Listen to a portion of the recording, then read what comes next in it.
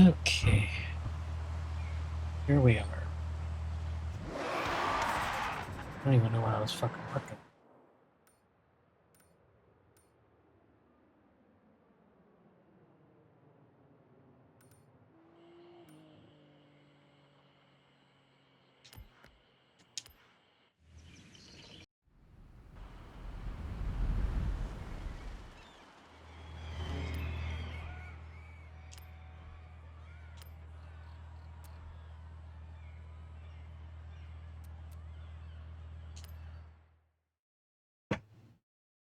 I was just working towards that wristband.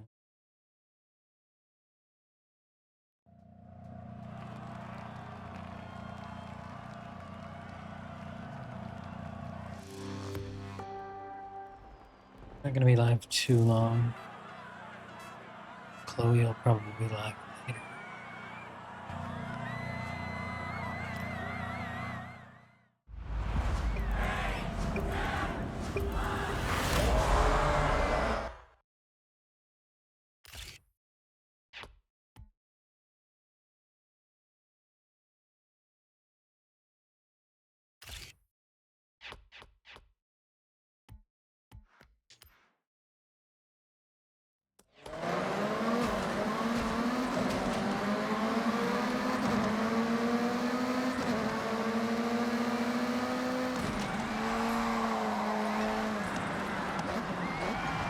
$50.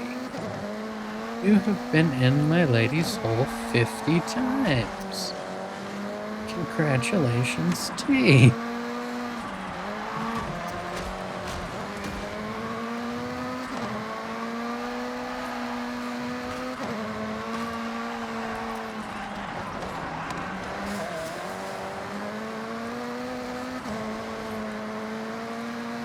How are you today, T?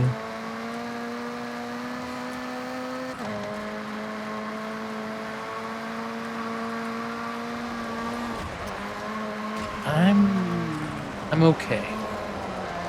Not feeling my best, but I'm okay.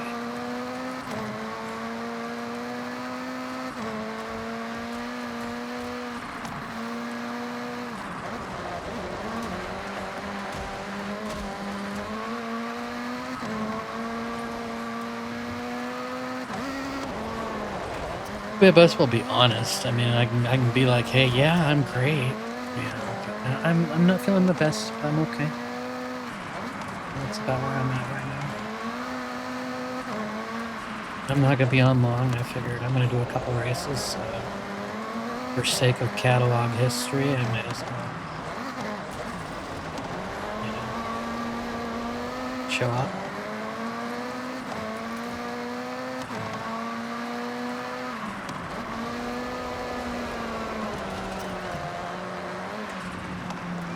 Shit.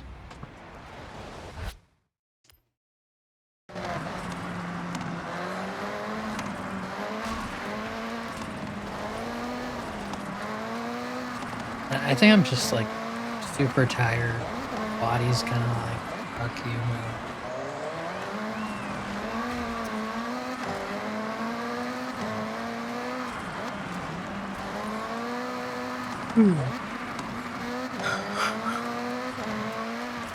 So yawn into the microphone. I'm just like, I'm definitely on a tired patch.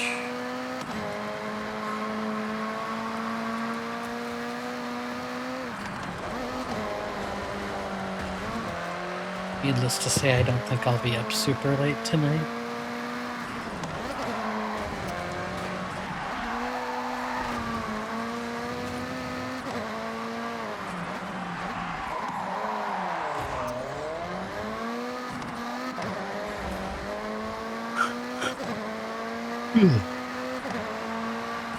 That was the game lag. Holy shit. Keep up, Xbox.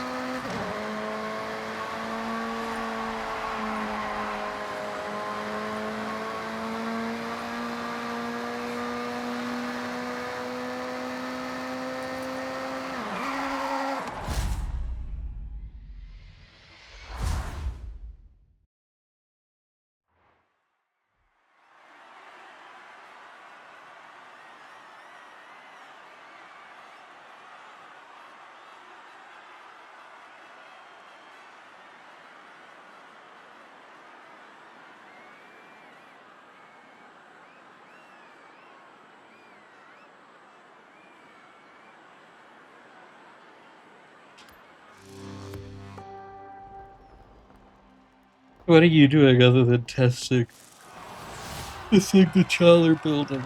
Oh God, I am so damn tired. I don't get it.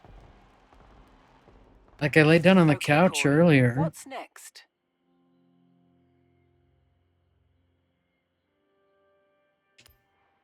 Okay, Corey, I have set your route to And the dirt race accidentally event. napped.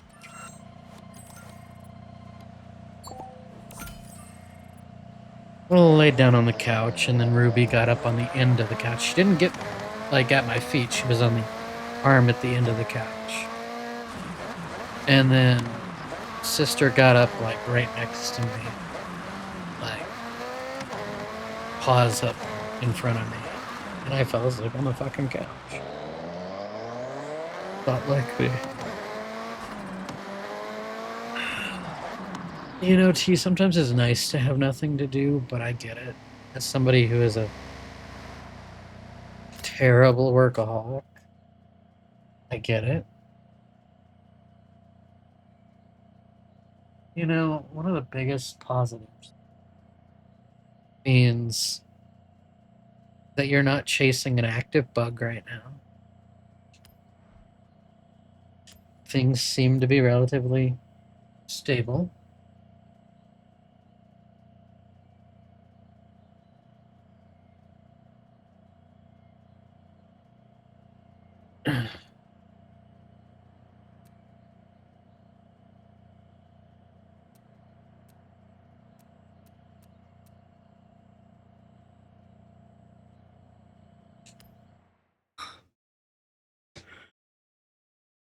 Except for Veloc testing. I have Sage comparing debug symbols because my brain does not want to sit there and read symbols from one export next to another one, or like we diffed the side by sides, and it's like, really? I told her, I said, you continue doing the file diff, and I'll just report back to me when it's done, please, because I don't know. Like, I think we're actually closer to, this is terrible, but I think we're closer to native, technically, than we are to adaptive, honestly. Because converting the formats is a real thing that somehow is a little problematic. But when I thought about it, like, you know, we're building this thing, and I'm like, well, what if people need to fall back and they don't have, you know, RTC or HLS or whatever to fall back to? It's like, then they're just fucked. We can't ship an experience like that. So that's what made us take what we need and move further away from the media server that we've been using, you know, and kind of try to alter our plans around what's good is good and what isn't good we're going to just throw away and replace.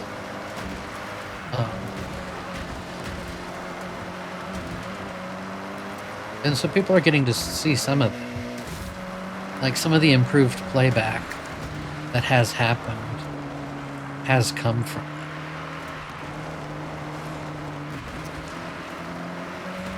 And it will architecturally get better because we're looking at making a lot of the transport, like even flowing, like it'll still be WebRTC, it'll still be LLHLS. But what if the delivery mechanism between ingest and edges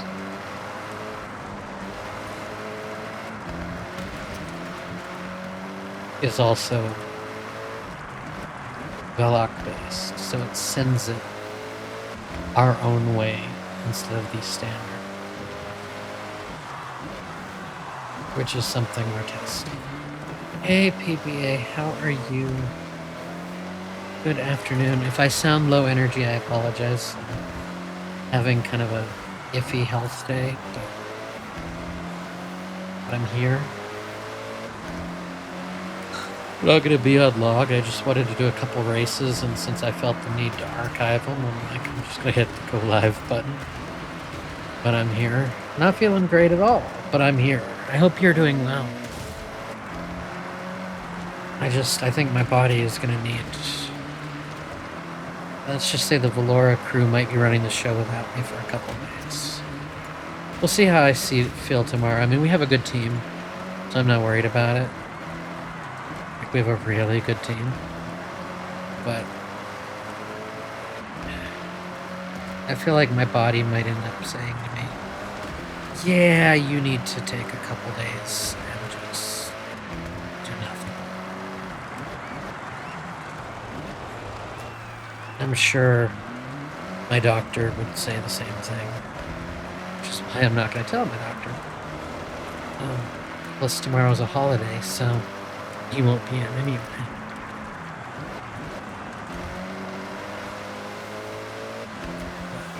Yeah, and I mean, I could, after hours, line him up. We're not in any emergencies. I'm fine. My body is just really, really, really tired. Which is fine. It happens. You know, you're human. When you're human, that stuff happens. So I'm not bothered. Oh, thank you. You know, I wrote Backroad Wanderer about my hometown of Richmond, Maine. And the surrounding towns like Dresden and Bowden and Bowdenham, where I grew up.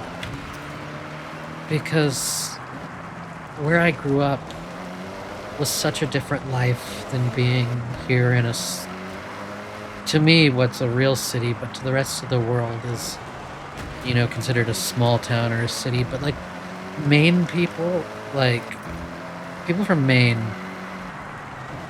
like what other states call, you know, what other people call a small town to a person from Maine is like, no, that's a city. And so where I grew up, you know, like where we lagged behind, like everybody else already had cable and all this stuff, and we were still on dial-up, you know, for years, and then we finally got cable. Maine didn't get fiber until after I moved. You know, and so Backroad Wanderer is a testament to where I grew up, how I was raised, and I don't know. I'm sure you saw the video. Was it just the audio version or the video version? The entire video was filmed in front of a green screen because, of course, you know, I'm medically housebound. So the whole video was filmed in front of a green screen, and I had a studio help take old footage from back home that I had on an older phone and impose me into old footage from back home. And so that it was really cool to get to do that. Modern technology is amazing. So I filmed a whole video in front of a green screen and a green block. And so yeah, I got to like they got to take me and put me in like now me. I got to go back home even though I'm medically housebound in Texas. I got to go back to Maine through technology. And when they showed me the video, because I have a music team that helps me with this stuff. When I saw the video, it it made me tear up a little bit because I miss home. I do. I don't know if I'll ever go back, but I miss home. You know, health allowed, maybe I'll go back someday. Um, and I'm glad your mother loved it too. The other one that like is really special to me, but didn't get a video, and that's because I wrote, recorded, produced, and released the song in one day, was 2 years ago today, which I wrote and worked with my friend in Tennessee that does some of my guitar for me. And we recorded and released it in the same day on the second anniversary of my mother's passing. The other one that had a video though that really like broke my heart, but in a good way, was the video for When Christmas Comes Home. Because the people that help with my videos and my music team, um, they asked me about old family photos and old family videos, and I'm like, yeah, I've got that stuff. But they had asked before we started working on this project. Like we were working on something else when they asked for all this, and then I did the song When Christmas Comes Home. And so I do the song When Christmas Comes Home, and my music team doesn't tell me, they just tell me we're working on something. Okay. I wrote this song. I'd like to know what you're working on. They're like, we can't share it with you yet. And they like dodged it and dodged it and dodged it. And then they showed me. And like there's a scene in there. Like in the kitchen scene, there's my cousin Phyllis, who passed a few years ago. And later in the video, when it gets the line, when I close my eyes, I'm 7 years old again. There I am, green screened onto. They took a picture of me when I was that was in my family archive from when I was maybe somewhere between 7 and 10, while Dad was still alive. It was a picture, and they told me they're like, we spent hours getting it so that picture. They were like, we tried different AI, we tried some CGI stuff, we tried this, we tried that. And they made it so Dad and I looked at each other and smiled at each other. My dad's been gone since 2012. When I saw that, I cried. And then they took a photo of Mom and I at an art gallery showing that I had when I was younger. And they made it so we were hugging. And you can already tell, like, talking about it is emotional to me. But it was like, I watched that video and I'm like, and they asked me, do we have your permission? Can this go on the official YouTube channel? Because my YouTube channel does have some gaming stuff, of course, because my VODs go there, but it does have the little YouTube music stamp because it's an official artist channel. And so they asked me, do we have your permission to release it? And I'm like, yeah, you do.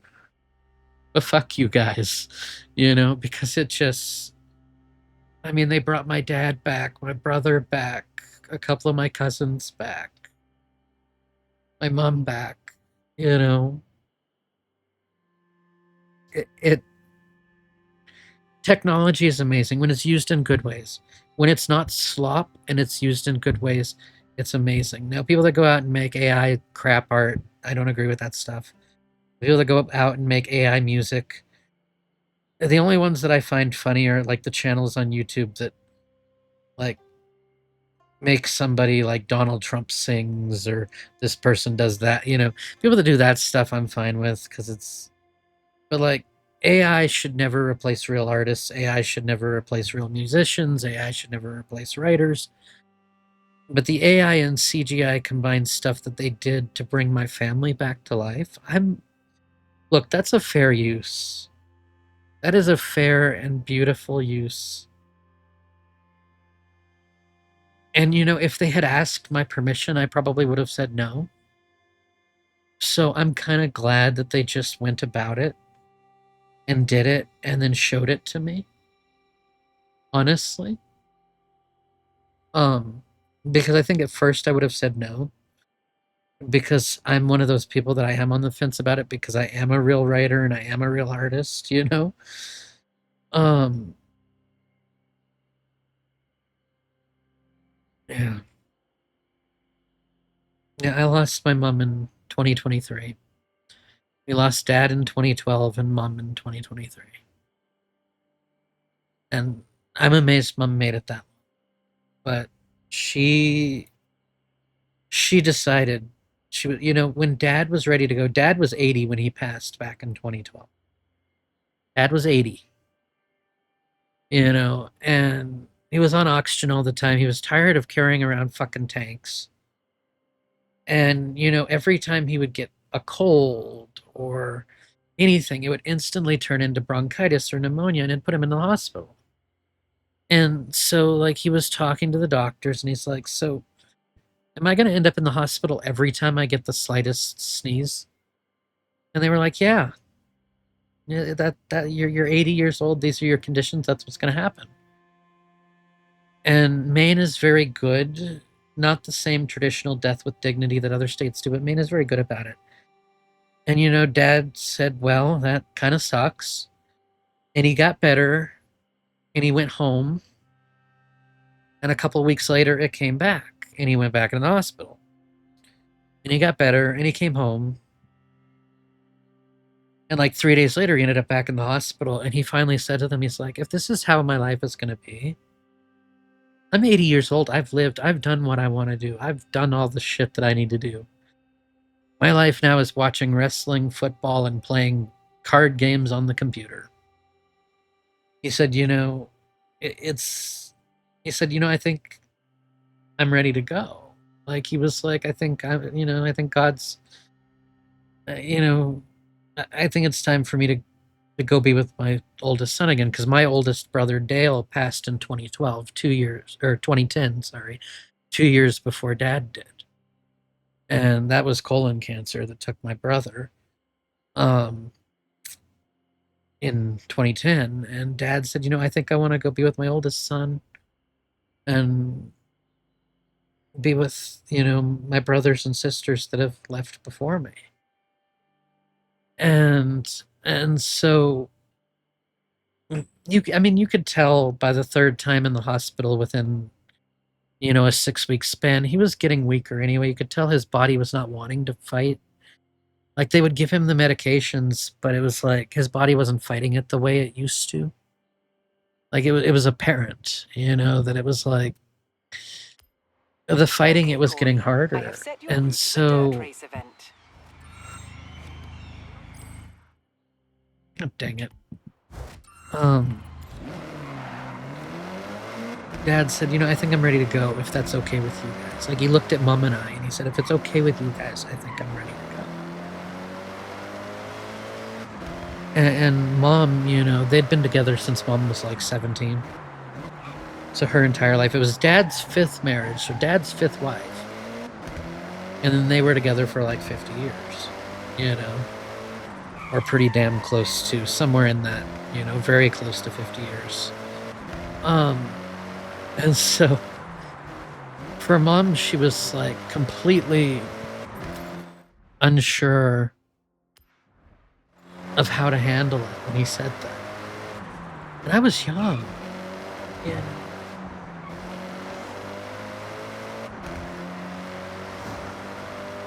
Like I was only 19 in March of 2012 when Dad passed. I would have been 20 later that year. And Mom walked out of the room. And the thing about it is, while Dad had to go through the test of being in sound mind and being all that stuff to make the decision, they want somebody else within family to also, which is by all laws Mom, because they were married. Mom had to leave the room because she didn't know if she could make that decision. And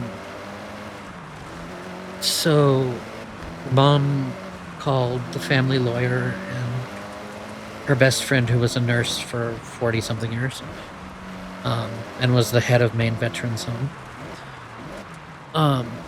And at 19 years old, Mom told me that, that this was a decision between father and son, not between husband and wife. This was a decision for the two Lejeune men to make together. And I think that was because mom couldn't handle it. And so at 19, I had to sit with my dad and with the family pastor, and had to help plan the end of my father's life. And the way that they do it, or the way that they did it then, was that they slowly just start taking you off the meds that keep you alive. And while doing that, they slowly give you medications that, like, if you have pain, the pain's, pain medications. If you have this happen, they give you this stuff that, like, it's not stopping the thing from happening, but it's stopping you from feeling the thing that's happening. And, we spent a couple really good days with Dad. And that last day, we were there, and Mom didn't want to leave. I mean, and Dad's daughter from his earlier marriage didn't want to leave. And I didn't want to leave, of course. And Dad looked at us and he said, I can tell. It's soon. He said, my body can tell it's soon. I know it's not long. And then he said to us, I want you guys to go home.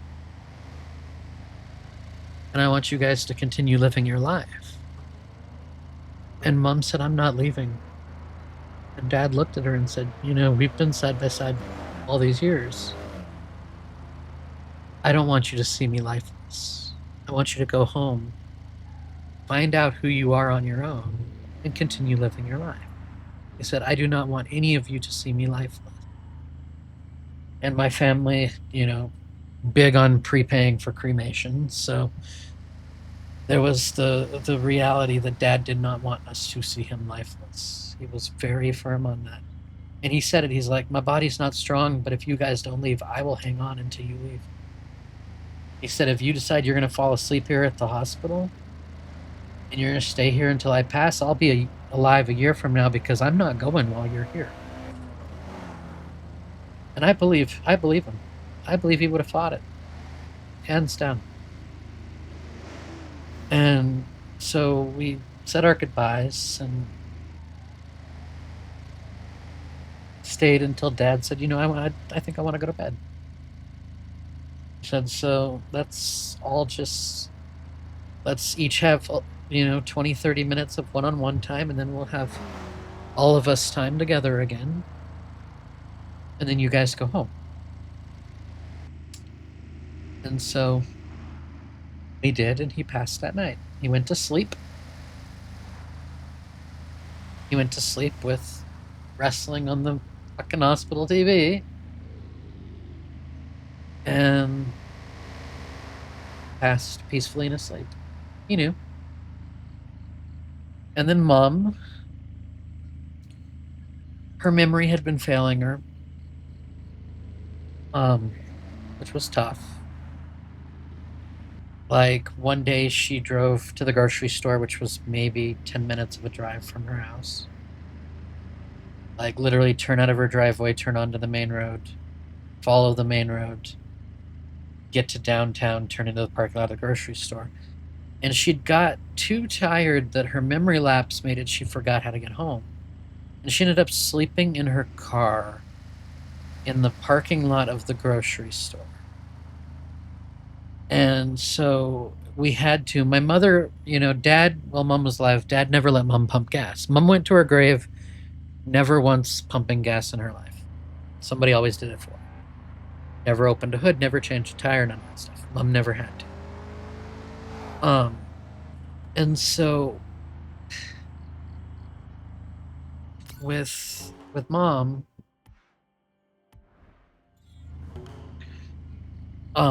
after her sleeping in her car and me finding out about it, days later, it was one of those things where it was like we had to, pull the battery to her car and put a note under it telling the mechanic, leave it unhooked. You need more, tell her you need more tools and you'll come back. Because that way Mom never knew that she lost her freedom, because the state said they would pull her license otherwise. So as long as we agreed to keep it so she couldn't drive her car, they would let her keep her valid license. So knowing where her memory was, that's just the course of action we took. And when Mom came time, she fell and had um, injured her hip pretty badly. Our friend Caroline, who is on our platform, Carolina Maine, was living with Mom as a roommate, not a caregiver, because Mom would not allow a caregiver. Mom would allow a roommate, but not a caregiver. And so Caroline was living with Mom, and Caroline found her, got her to the hospital. Mom came through the surgery beautifully. Thank you, T. Mom came through the surgery beautifully, no problems whatsoever. Perfectly. And then they told her, well, we can't send you home. And Mom asked, well, what does that mean? And they said, well, you're going to have to go into a rehab home. And she questioned them on the how long. And they said, well, 3 months, 6 months, 8 months. And then after that, we'll see if you can go home or if you go into a home. And my mother asked, she's like, can I have my dogs? Mom had 2 dogs, Sparky and Livy. Sparky she'd had since I was still at home. And she asked if she could have Sparky and Livy. They said, no, you can't have dogs at the rehab. She said, well, then I'm not going to the rehab. And she said, well, okay, one more question. Can they visit? And they're like, maybe. That lightened it. And she's like, well, can I smoke? And Mom smoked 2 or 3 cartons a week. So for her giving up smoke, and she'd been a smoker since she was like 13 or 14 years old. And when they told her a hard no on that, she said, I'm good. I'm good. I'm ready. When they told my mother, you're going into a home instead of going home, even though it was just a rehab home and potentially temporary. When they told her she couldn't smoke, that was the kicker. For Mom, it was like, I would rather not continue to live than give up smoking and my dogs. And I almost don't blame her. And, so they initiated, and I had to again sign off on this. The same kind of process with my dad, except I had to do it from here in Texas because I couldn't travel. And yeah. And, they figured Mom would have about a week or 2 on that time. And then one night I sat down and I wrote the lyrics to Mama's Coming Home off my Reunited album. And yeah, Mom passed that next day. It was like, we thought there was still time, and I wrote that song that night because something felt like I had to. And gone, where she woke up the next morning. So I fully get it, PBA. If you're still there and you listen to all of that, if you didn't, I fully understand. That turned into a very deep ramble, but if you are still there, I'm happy for you that your mother's with you and that she turned 80. And I hope you get another 10, 15 years. I do. I do. Part of my ending monologue when I end streams, like there's 4 parts to it. And one part of it, I say, with your loved ones, if you can go see them, go see them. If you can't go see them, call them, text them, life is short. And I say that because I've lived it. I've lived it with friends, I've lived it with my brother, I've lived it with my parents, and I know it. And yeah, they are. That's why, I came back to music. I was away from music ever since my medical crap, the heart crap, and everything else. I had to leave music behind for a while, you know? And so I came back and with no vocal training and very little strength, I recorded Reunited, which I wrote and produced with Chaz Evans and David Allen Johnson because I wasn't confident I could do a whole album on my own. For all my medical things and everything else, I was not confident. So I co-wrote and produced it with David Allen Johnson and Chaz Evans. And my voice was not the strongest. My voice was not the greatest. I was out of practice because I hadn't done music in years.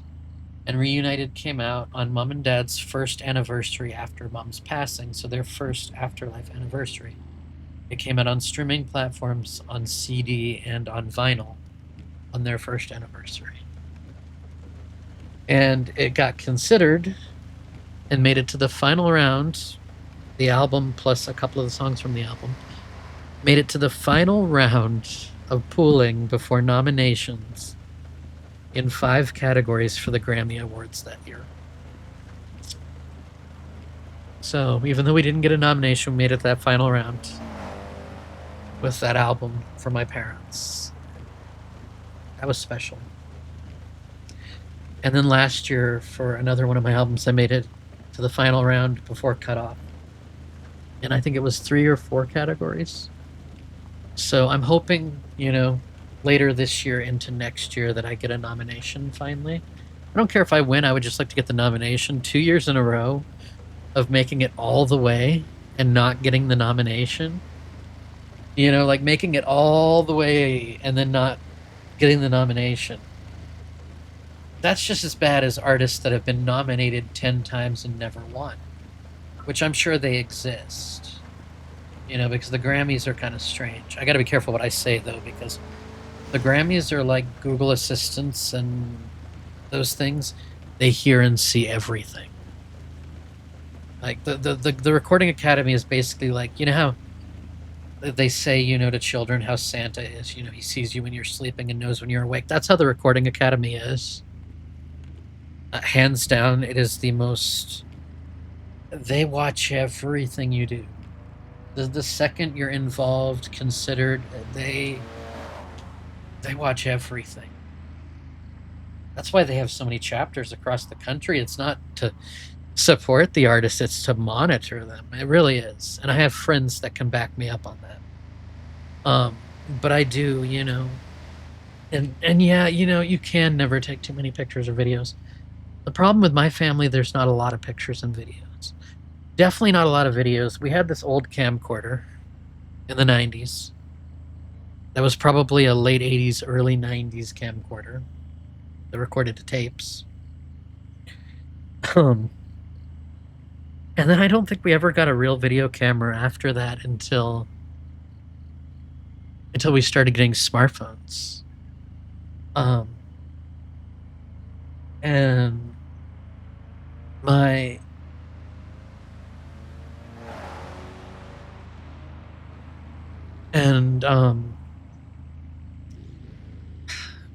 my family was terrible about this. None of us liked being on camera. As you can see, I use an avatar for multiple reasons. One, my degenerative disc and bone disease has taken out some of my teeth. So like when I do my virtual concerts and when I record, I wear veneers.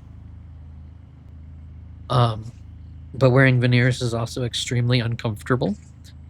After about half an hour to an hour of wearing them, I feel like they're chopping into my gums and I'm ready to rip them out. So I don't wear them for very long unless I have to, which is why I use an avatar. But my family seriously hated pictures being taken. They liked to be behind the camera, not in front of it. And I'm the same way. I mean, I still have my Canon Rebel and a couple of lenses sitting next to me, because I do love photography. I love taking photos more than being in photos.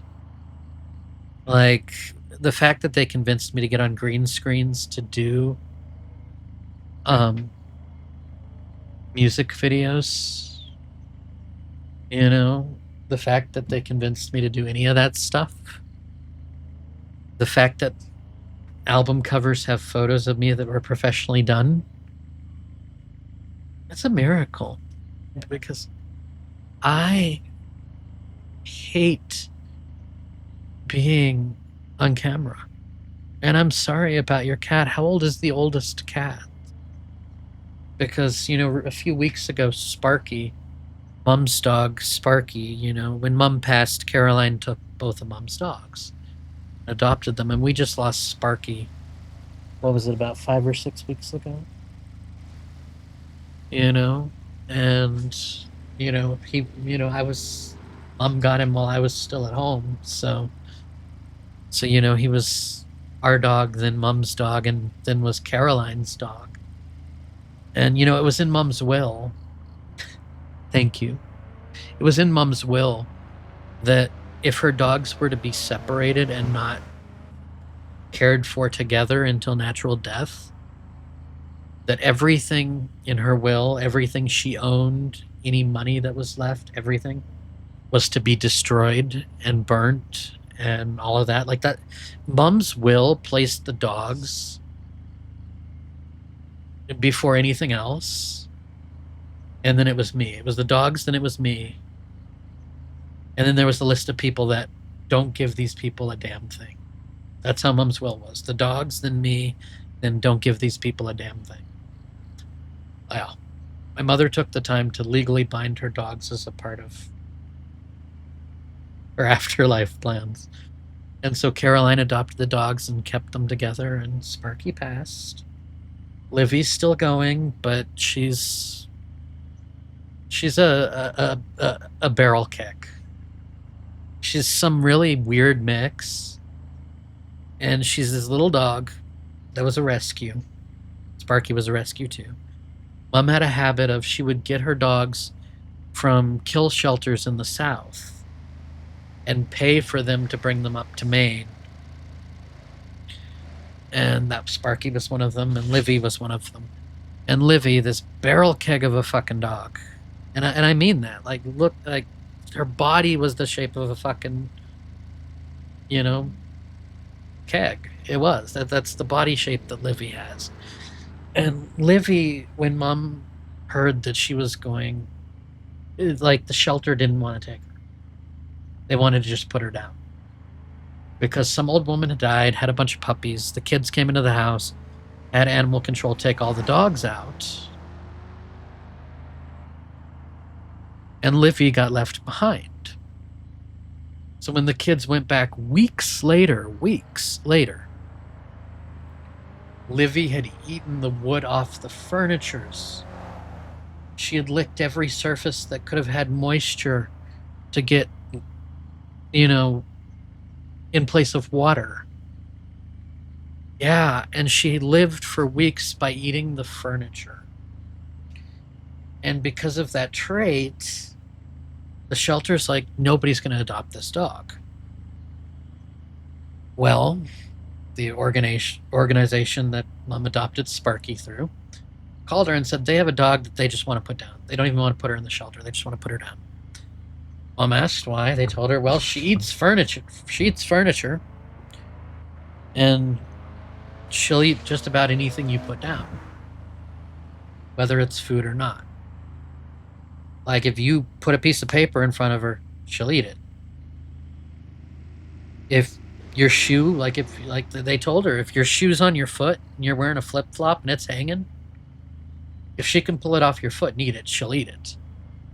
Which we later found out was the truth, because she used to do that to Mom's friends that wore flip-flops. Like, if the flip-flop was loose, Livy would get it and eat the damn shoe. Mom had to work very hard. Like, Mom had a really beautiful couch. One of the most beautiful couches in the world. Livy ate half that fucking couch. Like, in the middle of a fucking night, we were sleeping, I was visiting Mom. Mom had got Livy after it moved out. I was visiting Mom. I come back to visit her. I'm sleeping in her guest room. I hear her, like, screaming, not at the dog, but, like, about her couch.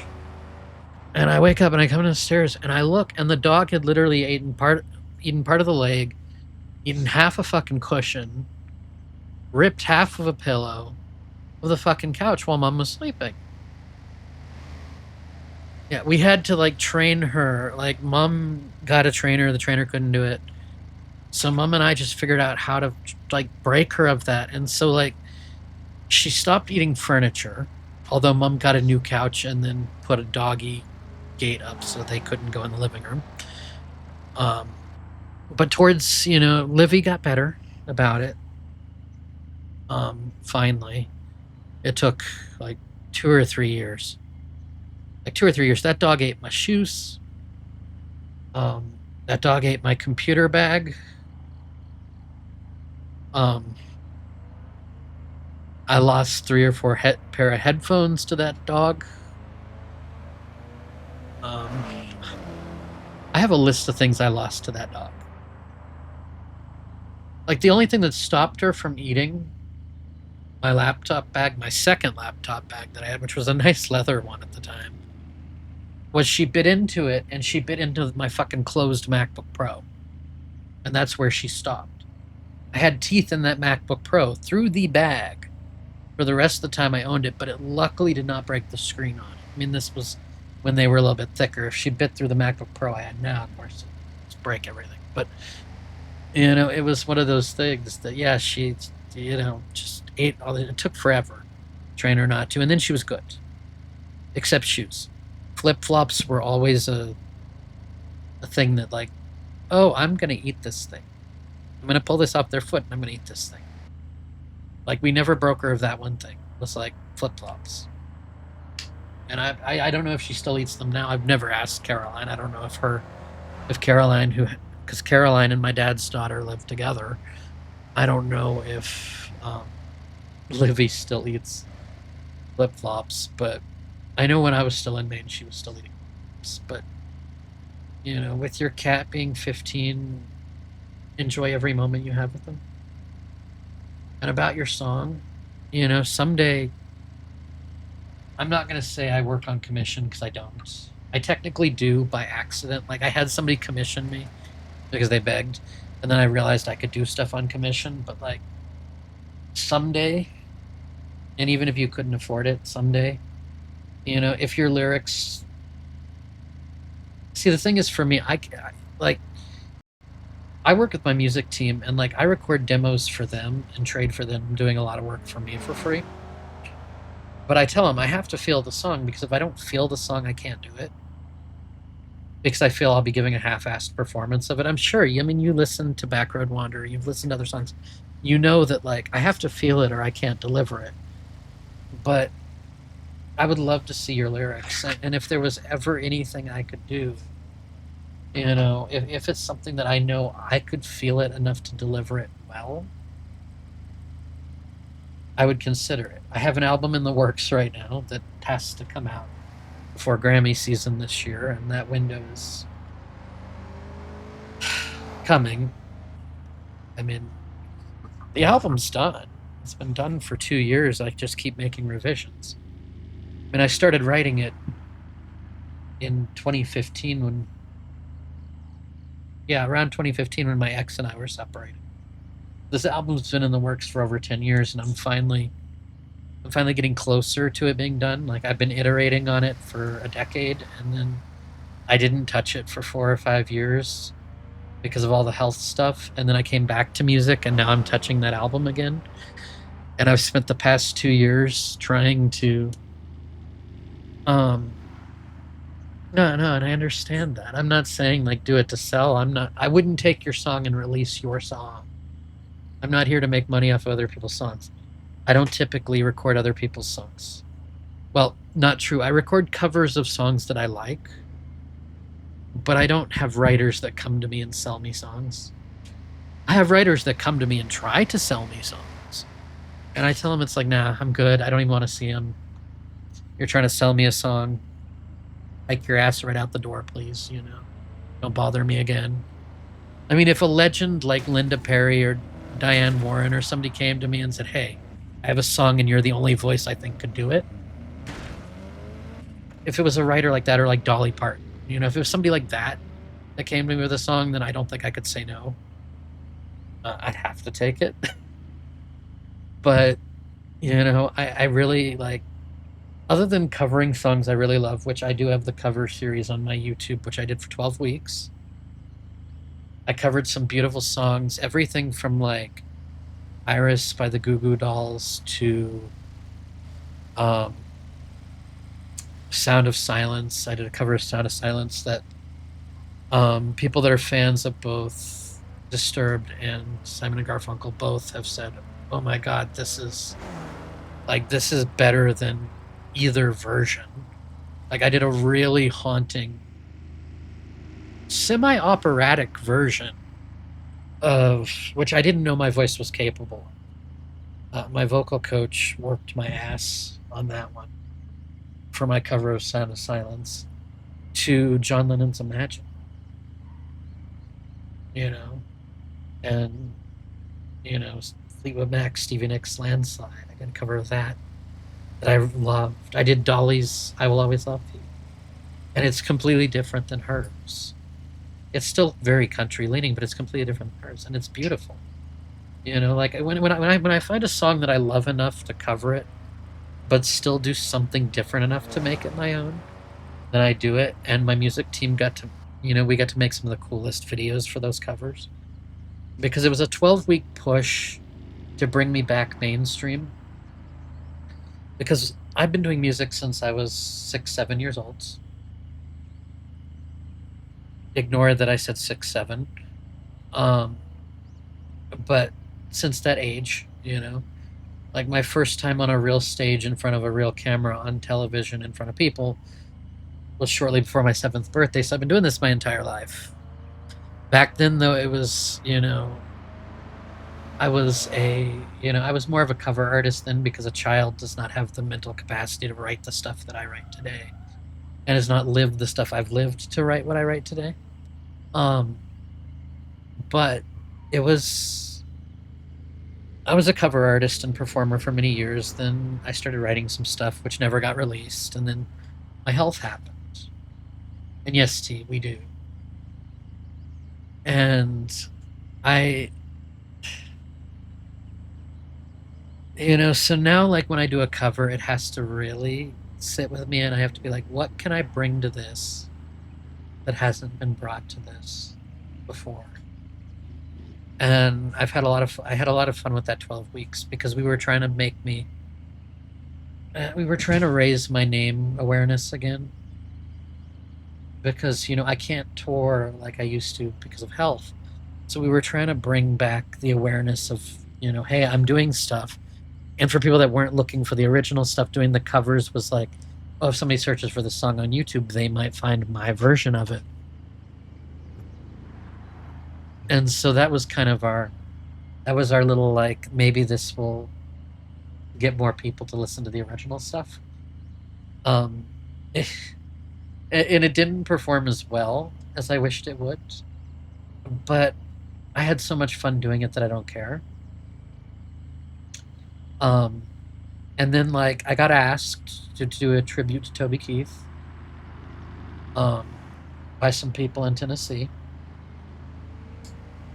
and so people that knew people within that circle in Tennessee, and so I wrote an original song called "Here's to Toby," and then I think it was 6 or 7 of Toby Keith's songs for an album. I was asked by a fan group to do a tribute to Jimmy Buffett. And so I wrote a song called "A Margarita with Jimmy" that kind of has hints of Margaritaville in it. It's kind of cool. Um, because there's this joke, and Jimmy Buffett, that one resonated with me because people used to always joke that Margaritaville was my theme song because, I mean, in a past life, in my early 20s, I was known for going to the bar and drinking down 10 margaritas and not fucking caring. And still being able to walk home. And so, people always joke that Margaritaville is my theme song. So when I got to do the tribute for Jimmy Buffett, I got to write "A Margarita with Jimmy." And then I got to do 2 of Jimmy's songs, Margaritaville, finally, all these years later, and Bubbles Up. And those were I enjoyed doing both of them. But you know, the running joke with my friends that Margaritaville was my theme song. You would have thought I would have enjoyed doing Margaritaville the most out of it. No, I really enjoyed doing Bubbles Up. I think it's such a good song. It is one of Jimmy Buffett's best songs. It's just not hugely popular compared to Margaritaville and many others. And my song of Margarita with Jimmy, it was my mental image of what if I could have a margarita with Jimmy Buffett? What would that experience be like? You know? And so that was a fun project that I got asked to do. And you know, if any other people out there hear my voice and they're like, and the Grand Ole Opry's looking for somebody to do a tribute to somebody, I'm always open to that. I'm always open to that because, you know, good artists who pass should never be forgotten. And their music should be carried on with love and respect and dignity. And I am here to do that because I will deliver it with love, care, and dignity in their honor. So, you know, if any of these southern country institutions, you know, think we need a tribute for an artist, I'm willing to do that. That is no problem. As long as I get to write an original to go with it. I have to write one original for that artist. That's the rule. I will do the tribute, but I have to write an original too. And thank you for sending. I don't have Discord up on this computer. I actually don't have Discord on this computer. It's on my other one, but I will pull it up when I'm on the other computer. I'm very weird about social media and social stuff. I also don't like nothing that's social pushes notifications to my phone. It's a mental health thing. You're gonna feel much better about yourself if you don't let socials drag you down. I've talked about this before. Like the thought that like I used to get an Instagram notification and then I would scroll for half an hour and accomplish nothing. I wasted half an hour on Instagram and then like a year and a half, 2 years ago, whenever it was that I turned off all social notifications. Like now there'll be times where I go 3, 4, 5 weeks without opening Instagram. Like if I'm promoting a release, I might open it. But even then I send that through like post scheduling, so I don't really have to open it. And unless I want to read comments and like try to be a better promoter of my own stuff, but it's kind of what I have a music team for, so I don't have to do that because I'm bad at promoting myself. Okay, you know, my phone is on silent. Well, my phone is on vibrate. I'll be correct there. My phone is on vibrate. I get notifications for texts, DoorDash, because if I order something, I want to know, you know, when it's at my door. Because, especially on the days that I don't feel good, I want to have, you know, notifications for that on my phone without them, so I can put in the notes, just leave it at my door.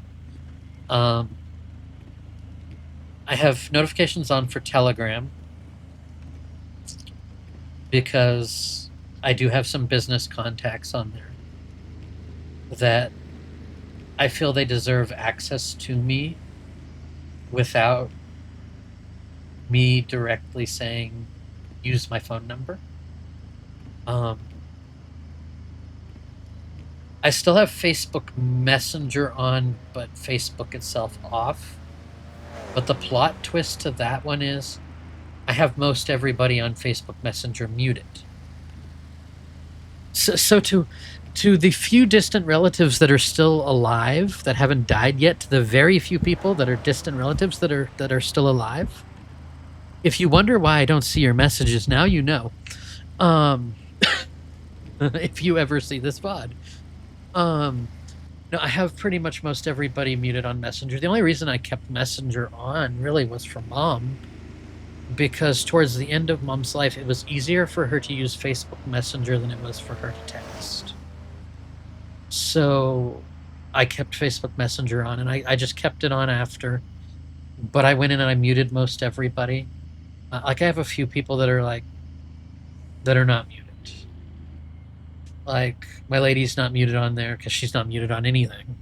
But of course, she'll send me stuff on Instagram and TikTok, and I'll never see it until she asks me if I saw it. And then I'm like, no, I haven't opened Instagram in a week or 2 weeks. But I mean, Messenger's still on. Amazon's allowed to send me notifications because, like, I get some of my supplements and some of my medication related things through Amazon, so I like those notifications on. I have fallen into a trap. I know Reddit is kind of social media, but right now I started letting Reddit give me notifications again, and I only started doing that again when I started online college, which was a month and a half ago. I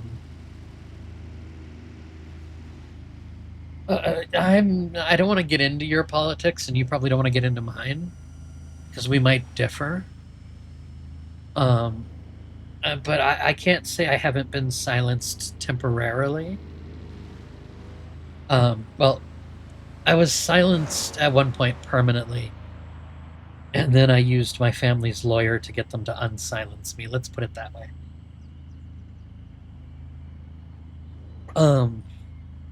There were perks. There were perks when there was still a retainer with them. I mean, to be perfectly honest, I think the entire administration that we have now is unfit. And gas prices are going up. Groceries are near unaffordable still. He claims he was going to be the peace president. I don't see that happening. And, you know, immigration is a problem, but the way that we're handling it is wrong. You can't just swipe people up off the street and ask questions later. That's not how this works. And even his promises of like, oh, I'm going to build a wall, and then he builds this shit because he doesn't know how to do anything. I mean, this is a man that bankrupted a casino, that made a vodka that failed, that made steaks that were unbearable. You can't. You can't, you know? Like, that's why there's four chapters of President Felon. Because my fan base cares more about that one song having new chapters. Like, once he's out of office, I'm going to lose a huge percentage of my fan base because they love the political shit. They love it when I write a political album. Those do the best on Spotify and Tidal, and they do the second best for me on Apple Music. And so when he's gone, I'm going to have to find something else to be pissed off about that half the world's pissed off about to stay relevant. Like, that's a sad truth. Because it just realistically, those have historically on streaming platforms made more money than anything else I've ever done. And we're still talking, when Spotify, we're talking in cents. You know?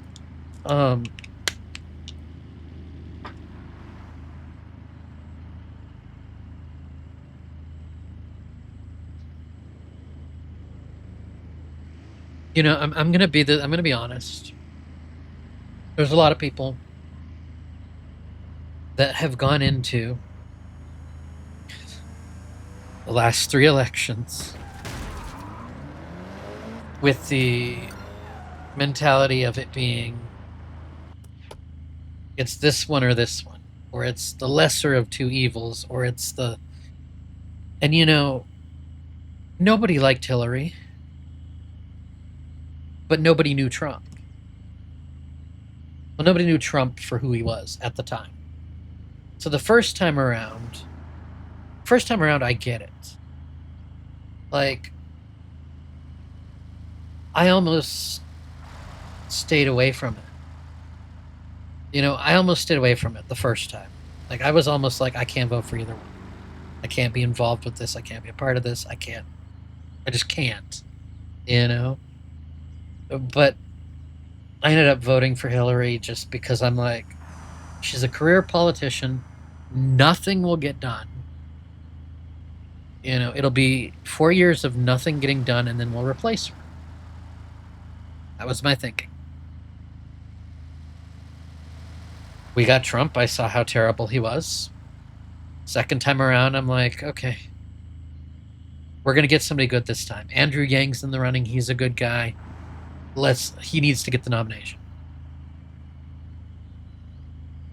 Of course not. Of course not. You get fucking Joe Biden. And Joe Biden is a good man. Joe Biden is a very good man.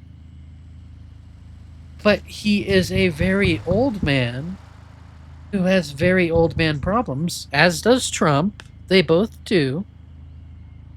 They both fall asleep during important things. They probably both shit themselves. We know Trump does.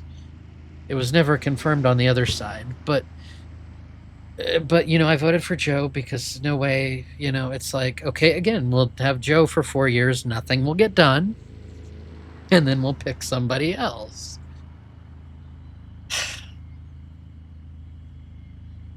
And then we got Joe.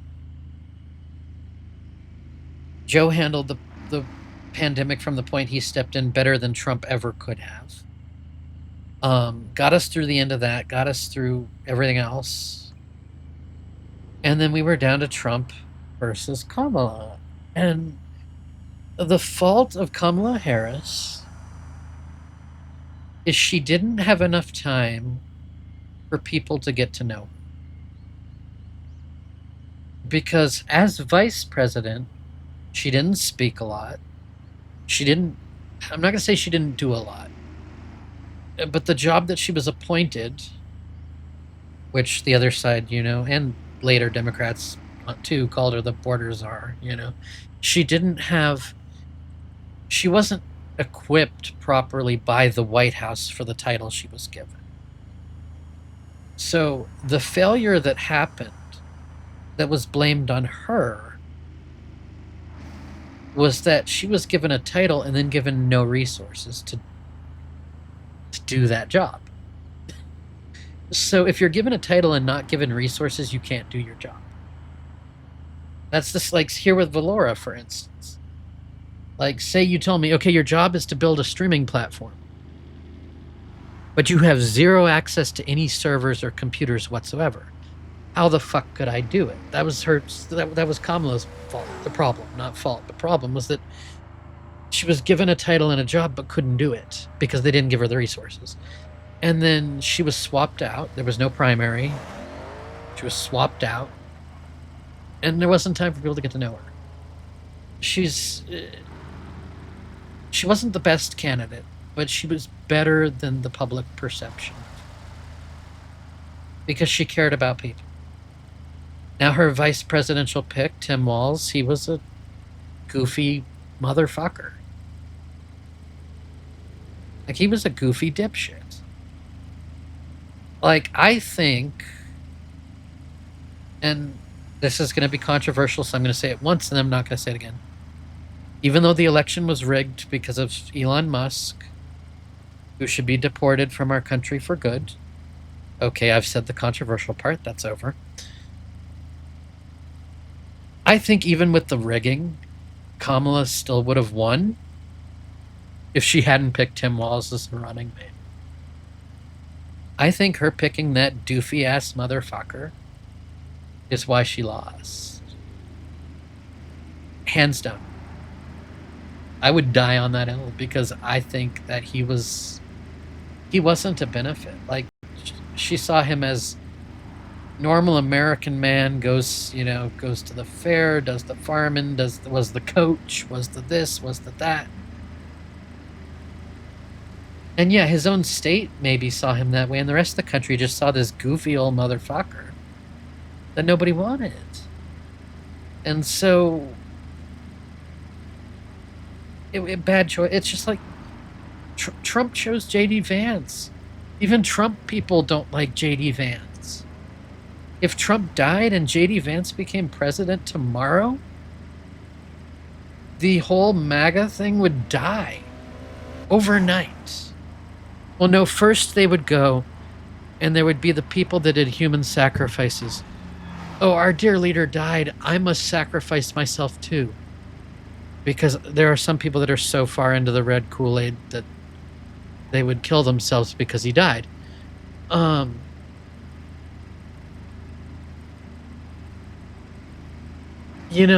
I've heard that. I heard that it started getting that way. I mean, Rumble is all political. Stay the hell away from there. I mean, it is political, and it's not even political in the normal sense. It's political in the these people are batshit crazy sense.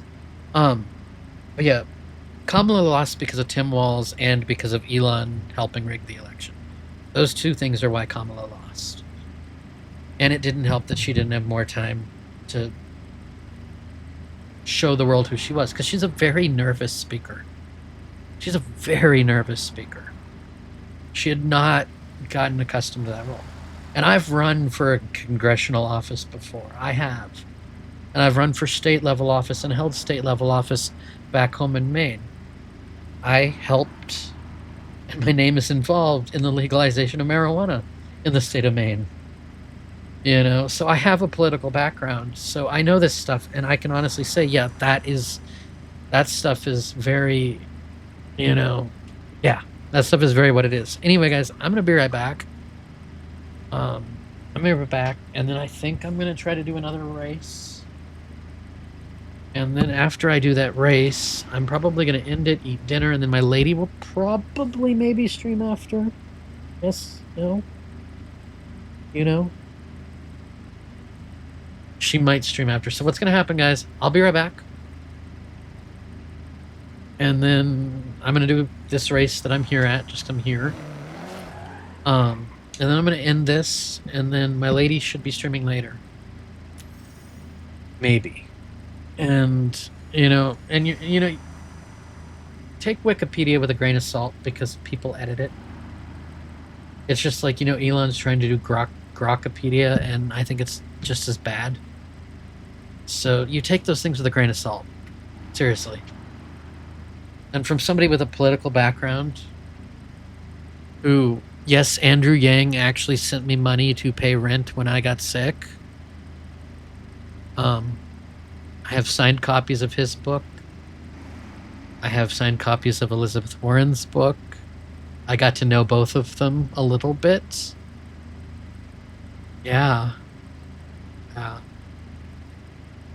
Yeah, when I was sick, Andrew Yang sent me money and told me to get through it when my diagnosis came through and I had to drop out of my congressional race. Elizabeth Warren sent me a card and a signed copy of her book and gave me the number of her assistant and said, if you need anything, call. I never got to meet him or talk to him, but yeah, Andrew Yang and Elizabeth Warren, I have both talked to. Um, I almost got a chance to work with Bernie. That would have been interesting. Would have been fun. And because as old man as he is a stubborn New Englander, and it would have been fun as hell to work with him because we're both stubborn New Englanders. But yeah, I got to have those experiences, and I got to meet a lot of other political people along the way that were not as high up. It was fun. Anyway, I will be right back. Ugh, I was sitting on my leg. I should not do that. That hurts. I will be right back.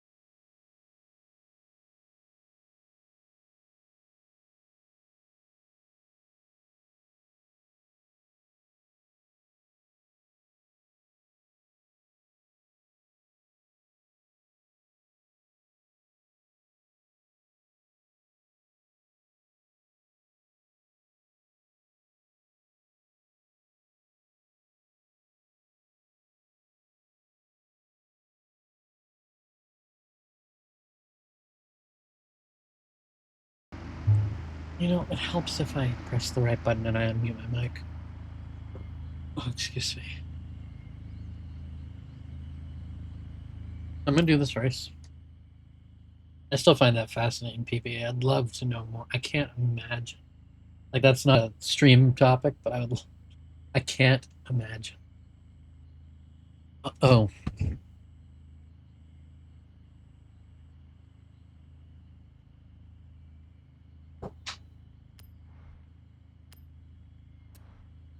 Okay. Going with this car again. I'm gonna do this race, and then I'm gonna call it for now. I might be back later if my lady isn't. I don't know. I might call it an early night, too.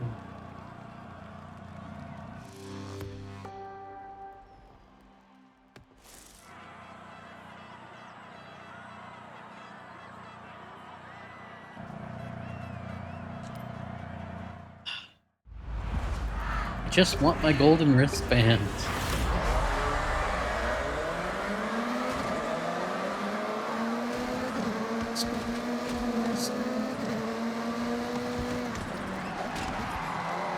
That's not how you get it.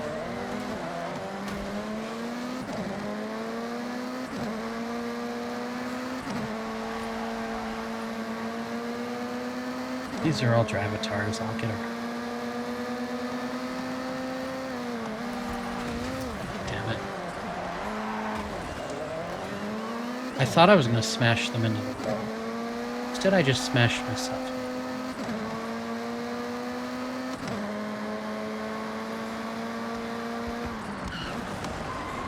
Fucking shit.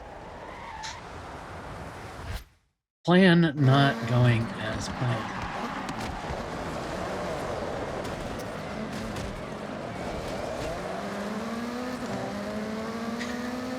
This is not going as planned.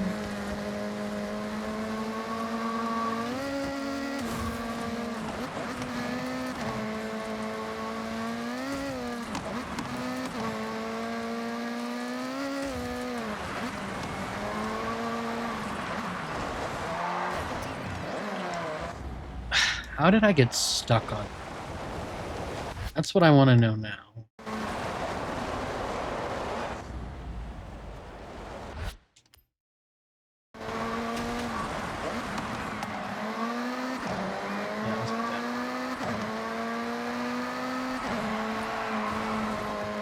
I need good tunes.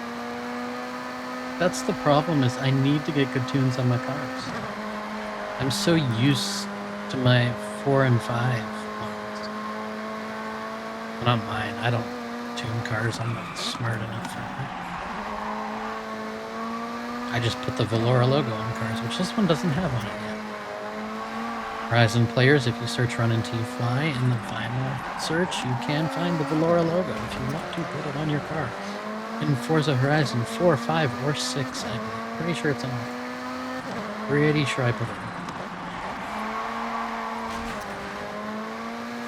I know it's in 5 and 6. I think I also. I don't. But basically, I started it in one of the older ones and then recorded it.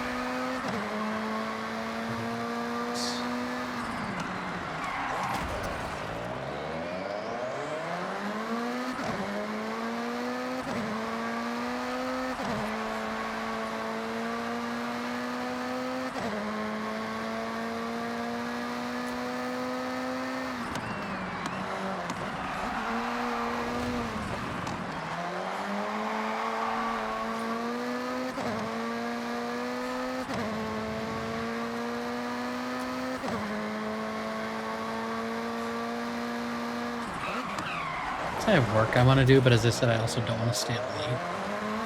My body is not 100% today. And I know if I push it, that means I end up back on bed rest and nobody wants that. I don't want to go back on bed rest because it's a lot harder to do everything from one laptop, especially when my laptop is docked to a bunch of things. I need to get a laptop that's not docked. I need to fundraise a MacBook Air. Or at this point, a fucking Neo. I'd prefer the Air, but I need to fundraise a MacBook that I can use when I'm laid up, because my MacBook at the desk is docked to 8 or 10 terabytes of Thunderbolt storage that has important work stuff on it. It's docked to a connector that connects to my development computer directly over Thunderbolt. It's docked to like 6 or 7 things, so when I undock it, there are things in our house that stop working. So basically, my laptop is a glorified desktop. But I don't mind, because I like Apple's trackpad enough that I actually prefer it to if it were a desktop.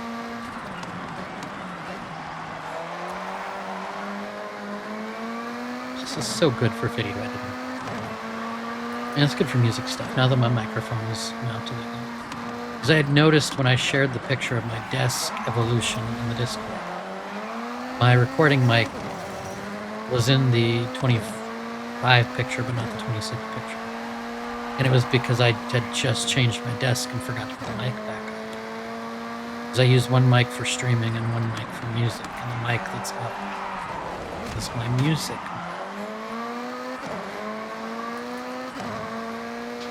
It's just a sec. Push it out of the way. I'm going to finish this race. And then I'm going to stop so I can eat. Oh shit. Don't be looking at other things, you idiot.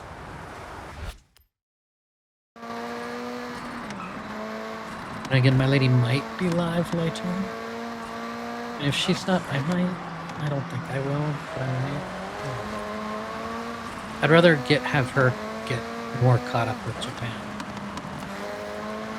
So I'm not so far ahead of her. I feel guilty because Forza is our together thing. I mean, at least co-oping races and stuff, and the reason I'm just doing these races solo is the fact that I needed 12,000 fucking points to get my last wristband, and I'm tired of doing drift zones. So, this is a long distance. The last 2 races I did didn't take this long.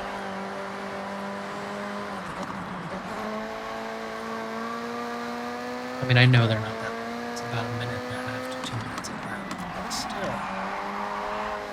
Sometimes some of them feel like they take forever.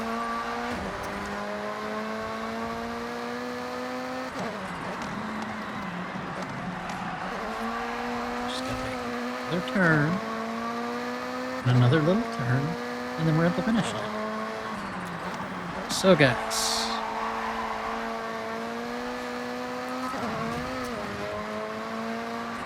I want to thank you all for being here.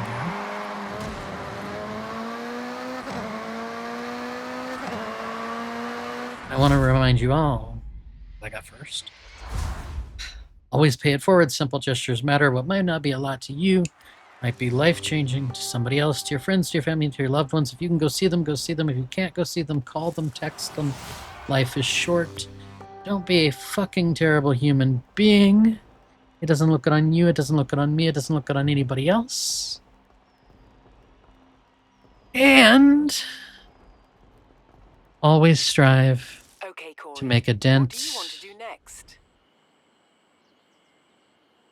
In the festival playlist in Forza Horizon 6. No. Always strive to make a dent in the universe, guys. I will see you guys later. Thank you guys for being here so much. Have a good one, guys. Thank you, T. 50 times in my lady's hole today. Thank you, T. Thank you for 50 times being first and 50 times in my lady's hole. You got it. I will see you later.